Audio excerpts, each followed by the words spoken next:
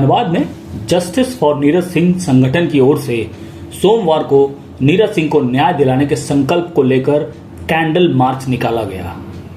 Candle march जिला परिषद से आरंभ होकर रणधीर वर्मा चौक तक निकाला गया।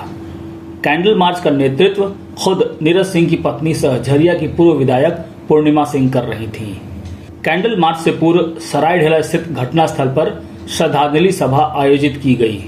इसी स्थान पर 21 मार्च 2017 को नीरज सिंह सहित उनके सहयोगियों की हमलावरों ने गोलियां तड़तड़ाकर हत्या कर दी थी। धनबाद में आयोजित इस कैंडल मार्च में भारी संख्या में नीरज सिंह के समर्थक शामिल हुए।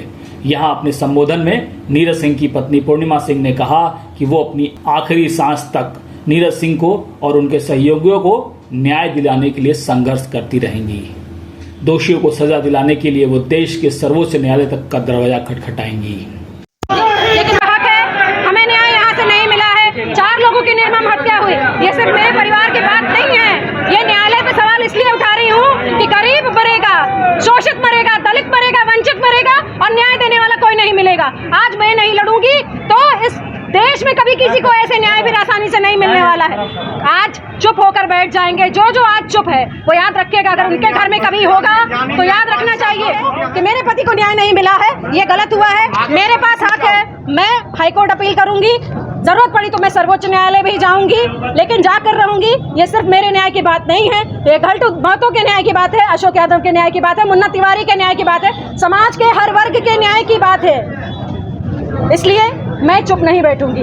भाजपा की सरकार में हत्या होती है, भाजपा की सरकार में पूरी जांच होती है। हम सीबीआई मांगते हैं, हमें एक बार नहीं दिया जाता, हम दूसरी बार मांगते हैं, नहीं दिया जाता है। पूर्व मंत्री बच्चा सिंह जी स्वयं मिलते हैं आपके तत्कालीन मुख्यमंत्री रघुवर दास जी से, वो पूरा भरोसा दिलाते हैं कि सीबीआई भी मिलेगा, न्याय भी होगा, नहीं देते हैं।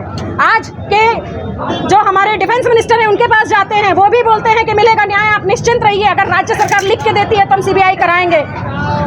पूरी जांच पूरी होने के बाद हम कोर्ट भी जाते हैं, कोर्ट बोलता है जांच बहुत आगे बढ़ गई, अब आपको जरूरत नहीं है सीबीआई की।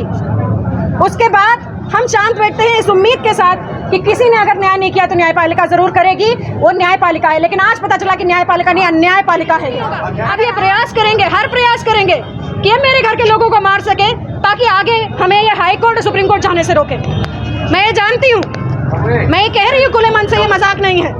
आप अगर पीछे का देख ले, 8.5 साल तक वो लोग जेल में रहे। लेकिन अगर माना जाए कि न्यायालय अगर अन्याय के फैसला देता रहे तो हम पब्लिक चुप रहेंगे क्या न्यायालय के खिलाफ? तो आज ये जो पब्लिक का यहाँ जन सैलाब देख रहे हैं, जो पब्लिक यहाँ पे जुटी हुए है, वो इसी चीज के लिए। आप मानते हैं कि वहाँ न्यायालय भी कहीं ना कहीं चुप हुई है न्यायालय से? बिल्कुल न्यायालय से चुप हुई है। न्यायालय के खिलाफ बोलने का हम लोगों को हक नहीं है। मैं न्यायालय पे उंगली नहीं उठाता हूँ। यही सवाल तो जनता न्यायालय से पूछ रही कि न्यायालय फिर बताए कि अगर जिनको पुलिस ने अपनी जान पे खेल के पकड़ के ले आया, उसका जवाब न्यायालय पुलिस को दे, जनता को दे, हम जो विक्टिम के परिवार है हमें दे कि फिर किसने गोली मारी। जन सैलाब जो आज दिख रहा है, ये जन सैलाब जो दिख रहा है, ये जन सैलाब मैंने नहीं लाया।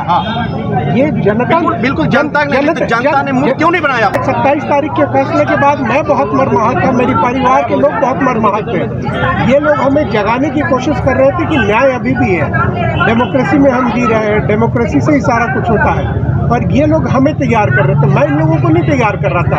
ये देर हुआ कि ये मेरे अंदर वापस से हिम्मत बढ़ गई, मेरे अंदर ताकत बढ़ गई। ये देर उसमें हुई कि जनता इतने दिन से मुझे समझा रही थी कि हिम्मत